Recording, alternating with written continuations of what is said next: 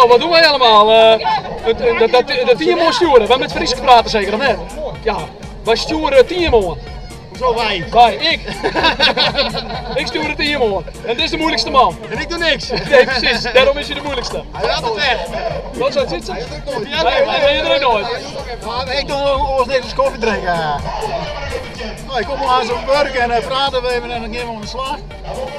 Ik ga even bij Sjaak op koffie. Dan kom ik weer bij Thijs op een koffie en dan gaat Sjaak naar weer roepen, ik moet aan het werk.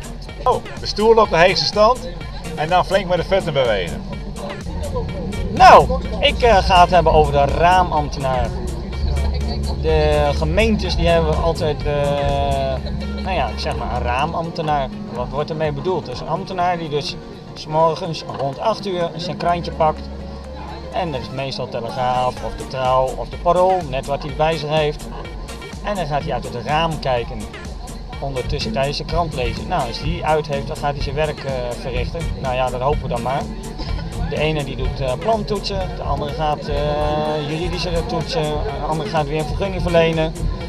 Maar ondertussen wordt er wel uit het raam gekeken, dus de raamambtenaar wordt dat dan ook wel genoemd. Nou, en als je dat leuk vindt, nou, dan heb je toch nog iets om naar uit te kijken. Uit het raam, dus de raamambtenaar. Maar ja, hij kan natuurlijk ook wat doen voor de gemeente als je uit het raam kijkt. Dus mensen bijvoorbeeld vallen, nou, dan kan hij bij wijze de politie bellen of de ambulance. Als iemand overvallen wordt, nou, daar is die politie dus voor. Er zitten zieltjes onder mijn stoel. En dan kijk ik mij naar links, mij naar rechts, mij naar voren en mij naar achteren. En als ik maar eens op het bureau kom, dan doet mijn computer om. Dan druk je dus heel langzaam op het knopje en dan heel wat moes. En die beweegt het heen en weer, naar links en naar rechts en naar voren en naar achteren. En ja, dan komt het voor dat je telefoon gaat. Nou, dan moet je wel even een beetje naar rechts boeien. Want dan moet je de hoorn van de hek nemen. Nou ja. Nou ja, dan praat je wat. Dan beweeg je je moederspier. Nou ja, en dan lees je hem even voorzichtig weer op de hek. Nou, zo ongeveer. Dan gaat de hele dag staat terug. Ja, het schreeuwen. Nou, ik vind het ongelooflijk wat hier gebeurt. En weer, als eerlijke sportieve snee kom je hier naar boven, we doen het Sieram. Jullie van Moederwiel, hebben die sterk team, wat heeft er al aan, wat jongens van straatclubs.